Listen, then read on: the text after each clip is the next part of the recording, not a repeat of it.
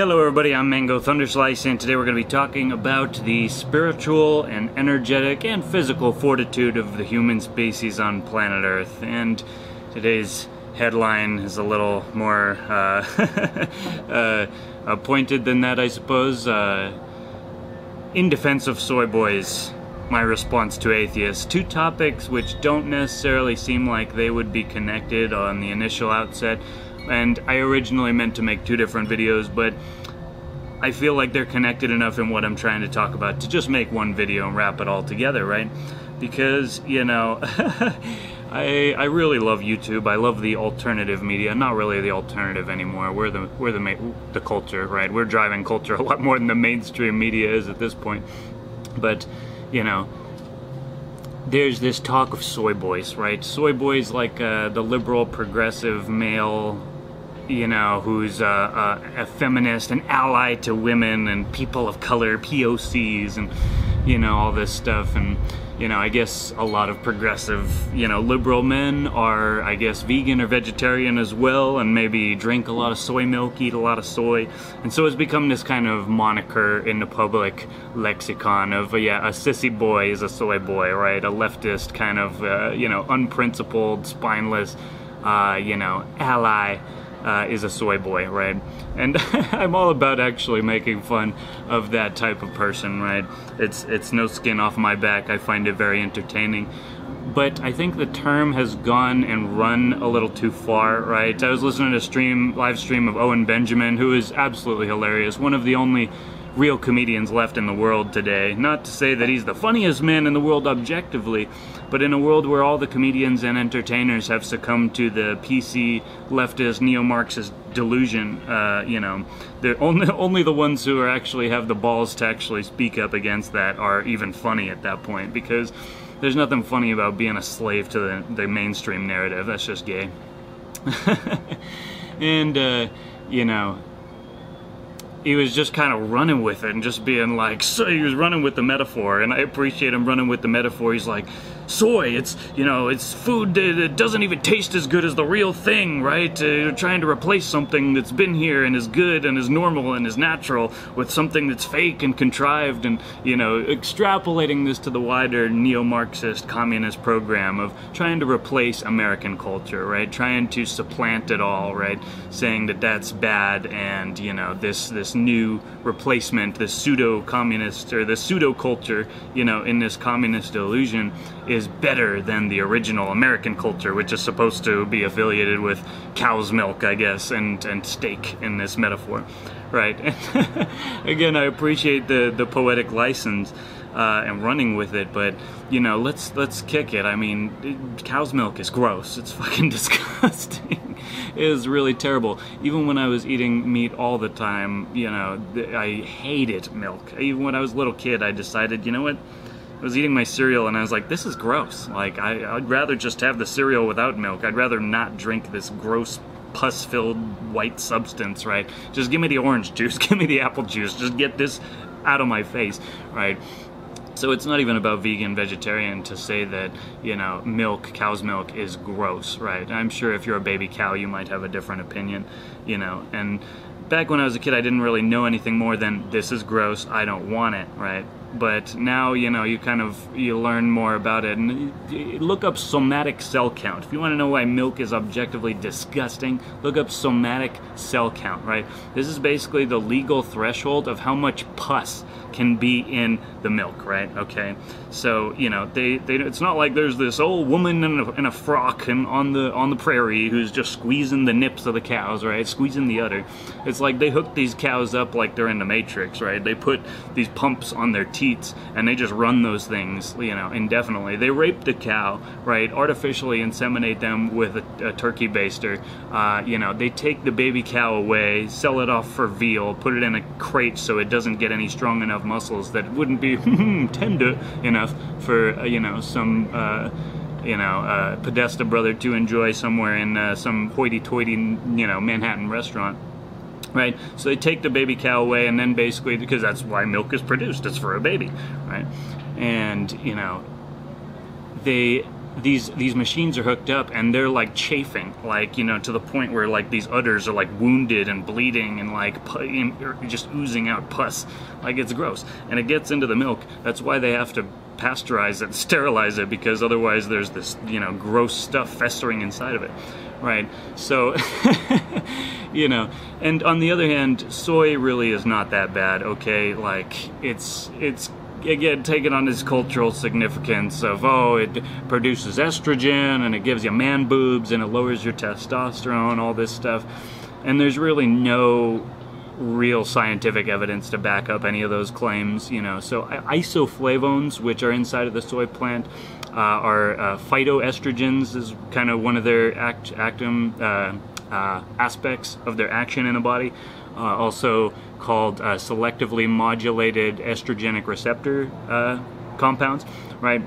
So depending on the concentration of the soy isoflavones taken into the body, it can actually you know, reduce or increase natural you know, endemic estrogen levels, you know, based on also where the body is. If your estrogen is too high, right, soy isoflavones will bring it down. If your estrogen is too low, soy isoflavones will help bring them up, right? So it modulates the receptor. It doesn't necessarily, it's not just estrogen, it's not the same. And what's ironic about that is you drink cow's milk and there's actual estrogen in the cow's milk, right? And a lot of the animal products, right, they jack these animals up with real hormones, not phytoestrogens, but with actual hormones, right? So, you know, if you're running away from soy because you're afraid of hormones getting in your food supply, well, then you probably shouldn't go back to, you know, conventional meat and dairy and think, oh yeah, I'm a red-blooded American and all these soy boys are super gay. Because it's just not how it works. And, you know, again, the extrapolated metaphorical aspect I'm down with. I think that American culture and Western culture is very valuable and genuine, and we shouldn't just seek to replace it because, you know, it's uncomfortable to us. But, you know, the specific reference of a soy boy needs to just, you know, cool it, hit the brakes a little bit, because it's not valid in a scientific sense. You know, it's a fun pejorative, right? Ah, soy boy, it even rhymes, right? But, you know, just take it easy, Owen. Take it easy on the soy. That's the other thing, is because, you know, I'm not even vegan anymore. You know, I'm not even vegetarian. I would say that I still abide by the ethic of the vegan-vegetarian ethic. I seek to minimize my harm to all sentient beings on the planet, whether they be human or non-human. And I don't think that speaks to a low testosterone level, that I don't want to, you know, needlessly harm animals, right? I don't think it's funny or cool that, you know, baby chicks, male chicks, are just thrown into a grinder, right? Because obviously male chickens, you know, are not going to lay eggs, so they're not useful to, you know, the company, and so they're tossed into the grinder, literally. That's pretty fucked up, right? You don't have to be a freaking soy boy to say that's kind of fucked up. And here's, you know, this is the thing that I want to say to all the people who are just bashing on the soy boys and, you know, treating the vegan, vegetarian, dietary conversation as if it is part and parcel of the progressive neo-Marxist delusion, right? Is that, right, I know people who eat meat several times every single day, and they would kill someone if they kicked their dog, right, or disrespected their dog, right? Their dog is this sacred animal that is just imbued with this amazing spirit that they could never violate or offend, right? And again, I'm all about dogs. That's cool. I'm not against dogs. I'm not about kicking dogs. But for somebody to be that butthurt about their dog and so attached to this one animal, right, or this one type of animal, because even other people's dogs, right, they hear about other people's dogs getting kicked and they're just, oh, we gotta go to war, get the spears and pitchforks and torches, right? It's like, you know, they're talking shit about the Koreans. Oh, the dog-eating, slant-eyed gooks, like, you know. It's like, you know, I feel you, brother, okay? I agree we shouldn't abuse dogs, but we also should take that mentality and extrapolate it a little bit so we're not being, you know, inconsistent and ridiculous. To think that one animal is sacred and inviolable, right? But all the other animals are just, you know, soulless, you know, emotionless, you know, just vehicles for meat, right? It's just dumb, because ultimately, A cow is just as smart as a dog. A pig is just as smart as a dog. You know, a chicken is as smart as a dog. They might not seem like it. They might seem pretty freaking stupid, but chickens have very good memory, right? There's some cool videos on YouTube of chickens doing like the cup game, the cup shuffling game, and the chickens, you know, they guess right every single time because they're just, you know, moving on a different frequency. Right? But they know what's going on.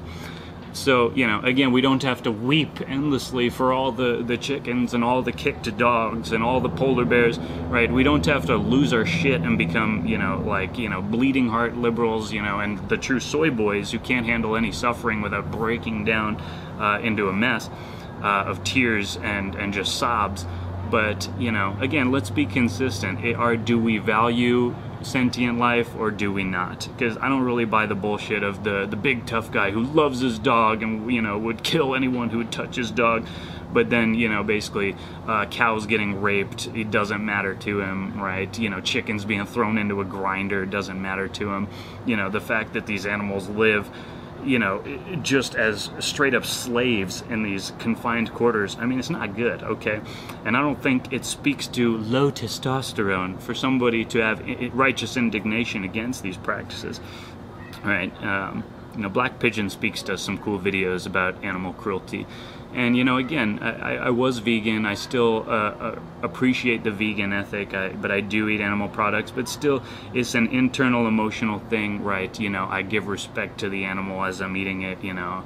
It's not like I'm saying a Native American prayer or anything, but, you know, it's about that moment of silence inside of you that, hey, this being died so that I can live, and just having some reverence for that. And again, why I have respect for hunters, whereas a lot of vegans and vegetarians absolutely hate hunters, right, is because I understand that they have a relationship with that spirit of death, right? They appreciate, they have reverence for death because they caused it, right? And, you know, I think that the average hunter has far more reverence for life because they take life in order to feed themselves than the average, you know, 300-pound burger-eating, you know, tub of lard, right?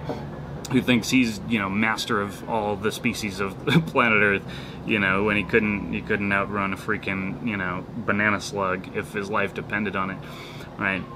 And so that's the thing, is for people just to check the soy boy thing, and this leads me into my greater thing, which is the universal morality, right? And that this is really what we're talking about. It's not, you know, meat eaters versus vegetarians, right? In this spiritual conflict, which I do agree does exist, this good versus evil, right? And, you know, I guess I'm leading this into my other, you know, aspect of this conversation, my advice to atheists.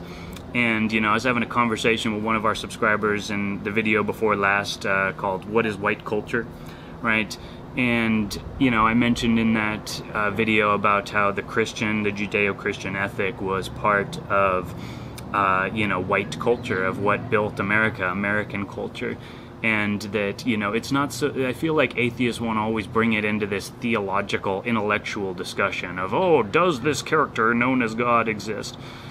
But, you know, that's, to most religious people, that's really not even a primary discussion, at least from what I can tell. It's a question of faith and ethics and morality, first of all, not like, oh, we must be good people because God exists.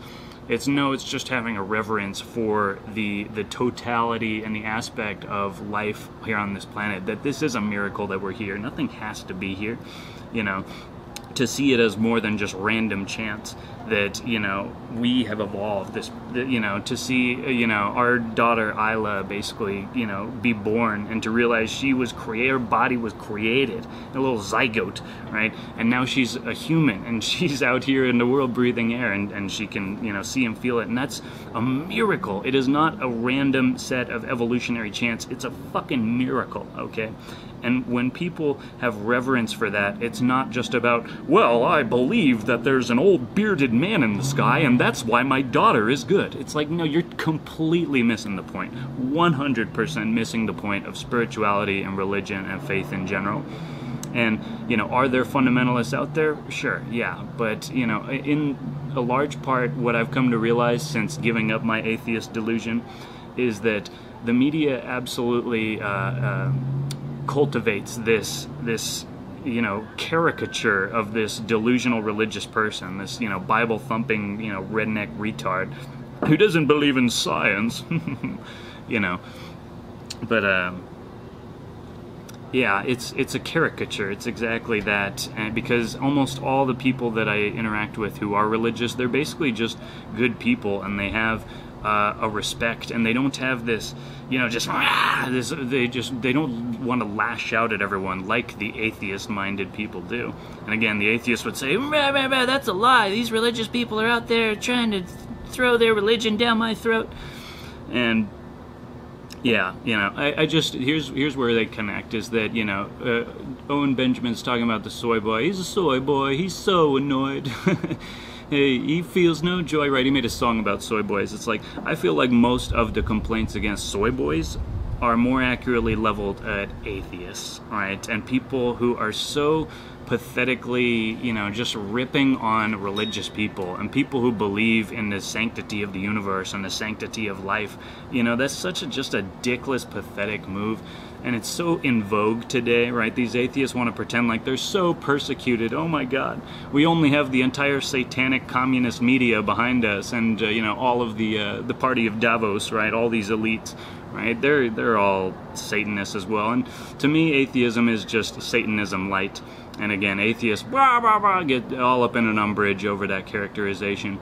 But it really is, and because they think of it again as just, oh, I disbelieve in your ridiculous idea of a God. Yeah, that's their characterization of themselves, but in reality, what they are doing, not what they claim to do, and what they are doing is attacking the reverence for life, right? We can set aside the entire scriptural conversation. We can throw the Bible off the deck, right? We can get rid of all that fluff, set it aside. We're talking about ethics and morality. What the atheists are doing is attacking the foundation of ethics and morality, right? They claim with such vehemence that ethics and morality can and does exist without any conception of a living universe, without a conception of the reverence for life, without any conception of a God or universal judging spirit, right? And for a long time, I agreed with that. You know, in a vacuum, it kind of makes sense, right? Well, you know, I don't need the Bible to tell me to be a good person. And again, I agree with that. I don't think that a person even needs to read the Bible to be a Christian, because I agree with Jordan Peterson's characterization of religious beliefs. It is not what we profess to believe, it is what guides our actions, right? So a Christian can claim, you know, that he's a Christian. He can even be the pastor, right? He can be the deacon or the, you know, the bishop or whatever. He can be old Pontifex Maximus. He can be the Pope. But if he's doing things, if he is acting in a way, he or she is acting in a way that is contrary to the sacredness of life, that is contrary to the value of that position and the value of life, they are not a Christian. The Pope is not a Christian. Understand that, atheist. The Pope is not a Christian because he covers for and participates in crimes against humanity, right? And this is all coming out too with McCarrick, right? This some bishop who I think he even got made a saint. Like he was, you know, declared a saint, you know, several years back. And, you know, it's coming out that, you know, Pope Francis knew about it back in like 2000, right? And all these bishops down in Chile are getting thrown out, and like, you know, the church is covering for them, right? So to the atheist, it's about the profession of belief, right? So it doesn't matter what the Pope does, it doesn't matter what the bishop does, they're the icons of the religion. They must be Christians because they're part of the church, right? That's bullshit. That is bullshit, right? And, you know, let's go to the other side of that for the sake of, demonstration. A person who has never read the Bible, will never read the Bible, and, doesn't even reference Jesus or anything like that, but acts in a way that God exists. Like Jordan Peterson says, I act as if God exists. It's not about professional belief. It's about ethics and morality that guides one's behavior, right? If I don't kill because I know that that's not the way things are supposed to be done. If I don't steal because I know that's not the way things are supposed to be done. If I respect elders and, I don't worship false idols, that is just a recognition inside one's own heart and soul that that is the way things are supposed to be done, because that benefits oneself in the short-term self-interest, but also it benefits everyone else, and it's just kind of the rules of the game in a sense, right? That person is a Christian, right? That person is a Christian. They don't have to say or profess anything. Their actions are guided by a religious faith that is unattached to Scripture. They are a Christian in action, right? So again, this flies right in the face of how atheists want to characterize the discussion. They want to say the profession of belief is all that matters, and the actions are secondary, irrelevant. To them, it's ethics by consent, right? So some Muslims, they, by consent, they all consent that it's okay to rape a child, right? Well, that's okay, because morality is subjective, and it's all just, a matter of consent that determines right and wrong. And this was in the discussion I was having with this subscriber, who I very much respect. When I argue against people, it doesn't mean that I disrespect you, unless you're a communist. I don't respect you at all, but I have a big problem with this idea of moral relativism, right? Subjective morality, because yeah, we're all living our own lives, but I don't know, if to anybody who actually lives in this world, you know what right and wrong are. You don't need to read the Bible to tell you that. But how can I say this? It's not about going to church and speaking in tongues to be a Christian and to be a good person. It's just about knowing that it's wrong to kill, it's wrong to steal, it's wrong to, take from others what does not belong to us, right? And consent, right, does not determine right or wrong, right? Just because people agree that genital mutilation is okay, that doesn't mean it's right to do. That doesn't mean it's actually objectively okay.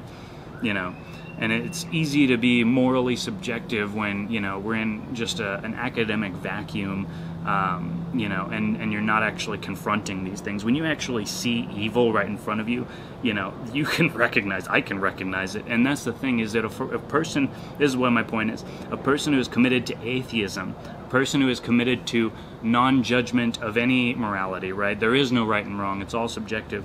That person is cucked. That person is emasculated. That person is made impotent and immotile, right? They are unable to act because they are unable to perform judgment, right? They are unable to make a judgment of right and wrong. So this is what disturbs me about atheism, is that a person who is atheist, they see a crime happening right in front of them, and they have the opportunity to respond to it, right? But they, the atheist, in theory and practice, will not act because they don't have the authority or the judgment to say, oh, I have the authority to make an intervention here and to stop this crime from taking place. They'll say, well, it's all subjective. That man's beating his wife. Well, it's a difference of opinion, right? That's fucked, okay? That is a fucked opinion, and it is not sound, right? Especially when we're talking about building a new society, building, the current society, and building it up and making it better.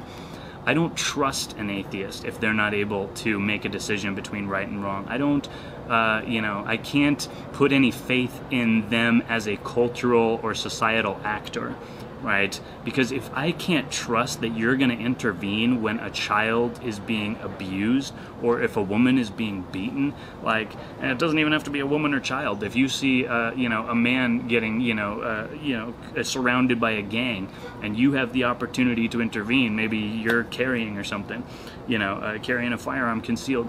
If you don't reserve the authority to judge the situation and to judge the participants and the actors, you are impotent, you are cucked, right? That's a weak position, and a society will not flourish or even survive in the long term if people don't have some sort of reliable, sound basis for ethics that allows them to act upon it, right? So it's like, these atheists will ramble on for hours and hours and hours, like Sam Harris, and it's all basically to justify their own impotence when it comes to judgment. They don't believe that there's a correct interpretation of the Bible. They don't believe there's a correct interpretation of anything, right? It's all just morally subjective. And that is a soy boy. That is a person who is unwilling to act, right? And it's ironic because the genuine true soy boy, you know, just a male progressive vegan, maybe they are worried about global warming, they actually are concerned about the world and they want to make it better, right? And they're actually taking steps to do that, whether it's in diet, you know, or just their profession of belief, or, you know, their actions. Maybe they start riding a bicycle, right? That's morally praiseworthy for them to actually see a problem, a moral, you know, issue, and to take action. But the person who makes this grand, endlessly, you know, ridiculous philosophy of how there's no morality that's valid, it's all just subjective, it's morally relative, you know, all in the name of, oh, you think there's a big man in the sky who's judging you. It's like, literally no religious person in the entire world, except for maybe Islamic fundamentalists, speak of God that way, right? And maybe even if they do, it's a narrative construct. It's not like, you know, they actually think that God is going to come down. It's going to be a man with a beard like Dumbledore or Gandalf, and he's just going to, you know, change things with his own hand, right? We're speaking in metaphor when we talk about the holy text. The holy texts themselves are written in metaphor, right? They are veiled text. They have hidden meanings, right? Meanings behind meanings behind meanings. And to people who don't even know the meaning or appreciate the value of words, right, it's very easy for them to, oh, stupid religious people, right? But words are kind of my thing. And I realized when I was an atheist, I was going by a stupid definition of this word, which is God, right? I was going with a stupid definition, and right, because that definition was ridiculous, I cast it aside. Well, this word is stupid if that's what it means. My mistake was in thinking that God is this man in the sky, a bearded man in the sky who comes down and changes things because he's personally invested in this world. No, that's not a correct definition of that word, and if you use it, then you can only come to the atheist conclusion, right? But God is the entire state of existence, and the aspect of that word connotes that there is an intelligence to it, that there is a self-governing, self-organizing aspect to this very universe, to space and to matter, and it's not just random chance. That is the postulate of the faithful and the religious, not, oh, there's a big man in the sky. No, but there's a purpose, that there's an order, there's an organization, and there's a reason for things to happen. It's not all just random nihilist bullshit, right? Endlessly propagating just because, you know, chances are it would. Because chances are it freaking wouldn't, okay? The obstacles to life even originating in the first place, let alone propagating to its current level of advanced state, you know, is ridiculous. There's so many obstacles, and for things to have gotten this far, for things to keep going as they are, that is again the miracle of life. And you know, it just starts to sound really, really pathetic when people go to such lengths to try and condemn that position, right? Because it gets you nothing. It doesn't build a strong life for yourself, right? It's not something that that builds, again, that impulse to act, and specifically the impulse to act constructively, right?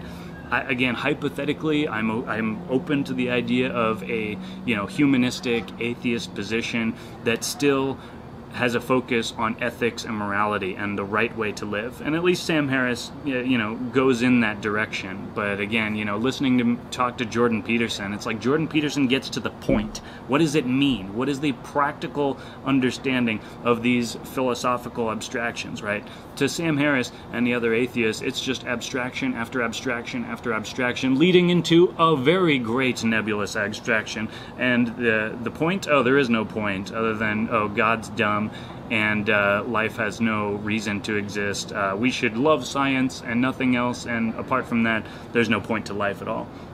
I don't know. That gives me nothing.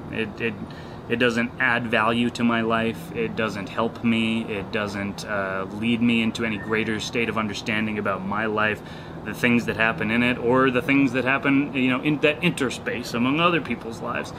Whereas just focusing on the miracle of life, the sheer, you know, improbability of all these things coming to be, right? Of you know, what it takes to take a little zygote, a sperm and an egg to fuse and to become this amazing creature, right? Like, like we are, and like, our daughter Isla is. It is an absolute miracle. I can't say it enough. It is a miracle. It is not random chance. And, you guys can ramble on, oh, anecdotal, all these miracles of life are just anecdotal. But, the plural of anecdote is data, right? And so, yeah, that's, I guess, my main point, is that we need to kind of lay off the term soy boy, in the sense of, somebody who cares about animals, and start applying that term more to somebody who, and the funny thing is, though, atheists probably don't eat very much soy at all. They don't care about eating, shitty food or eating all the animals they want without any sense of reverence, because the animal doesn't have soul. I don't have soul. Nobody has soul, right? That's the atheist position by default. That's a nihilist position. Everything is meaningless in that worldview. And again, it leads to a cucked, impotent, pathetic personality that is unable to intervene in the most basic and blatant of moral conundrums, right? That when I see a crime happening in front of me, when I see someone getting abused, I will intervene, okay? Because I have authority to make that judgment, because I have faith and an understanding of the order of the universe, aka God, okay? I don't read the Bible. I don't go to church. I haven't been to church in 25 years. I told my dad when I was in 4th grade that I don't believe in God, so that he wouldn't send me to Sunday school anymore. I did not grow up in a religious household. These atheists always want to jump to conclusions and say I'm a religious fundamentalist. I was an atheist for most of my life. I ended up, taking some, certain, psychedelic substances, and, had a profound revelation about the nature of events in my own life, about how it's not random chance. It is actually all very purposeful and ordered, that appears to be random chance to those with a low energy, a low vibration, who can't perceive the deeper causality to the events that are happening, right? And so it ultimately becomes a self-reinforcing justification, right? Oh, well, there's no purpose to anything because nothing in my life matters, right? And then they get older and older and nothing meaningful happens in their life, and they're sitting there playing video games, and then the life is meaningless because I'm still here just eating, Jimmy Dean sausages and playing Call of Duty, and, therefore God doesn't exist. Because if he did, wouldn't he have come into my life? No. God shows himself when you act in a righteous and passionate manner, and you exhaust your physical abilities in trying to bring something into being. It is in that moment that the creator of the universe will reveal himself, or herself, whatever. I'm not, again, tied to these dogmatic conceptions of the Supreme Spirit. Right? But I do, again, think it's very important to recognize a universal morality, a universal basis for ethics, centered around the non-aggression principle. Again, I don't call myself an anarchist anymore, or a vegan, but I still agree with the principles, the axiomatic governing principles behind these things, that we should not harm sentient beings, human or non-human, if we don't have a legitimate cause to. And, for me, eating some amount of meat is okay, it's ethical, it's rational, and I'm not destroying the planet, but, if everyone were to eat, the diet of an obese, animal-eating American, like, it is not a, Marxist, canard to say that the oceans will be depleted in very short order, and only the extremely wealthy will be able to afford any kind of real meat in a couple of decades if we progress down that line. And it'll be Soylent Green, right? And everybody will be a soy boy because, nobody else was willing to give tofu a chance, right? Soy is really not that bad. Honestly, that's the other thing. The tofurkey sausages and the field roast, man, they are good, man. They taste a lot better than the sausages, the real sausages of ground up pig's anus, right? And, snout. Right? Some ground up pig anus and snout. Yeah, I love me some Jimmy Dean sausage. Right?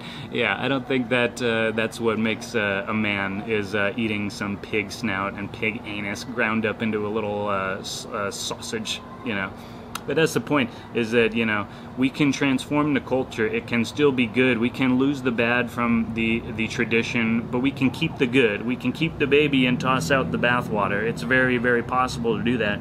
But first we have to actually be discerning of information and not just cast people aside, right? Or, I don't know. Kind of all over the place with this one, but hopefully I got some points across that made sense to you.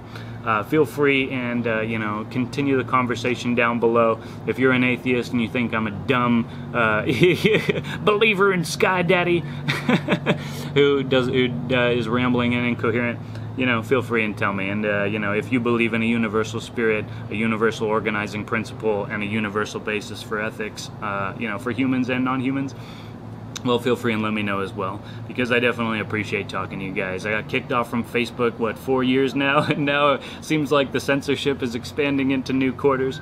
But it's all good, because the more they try and quash the conversation, the more that conversation's gonna just have spark and fire breathed into it, and we're gonna use that fire to burn down the whole fucking establishment.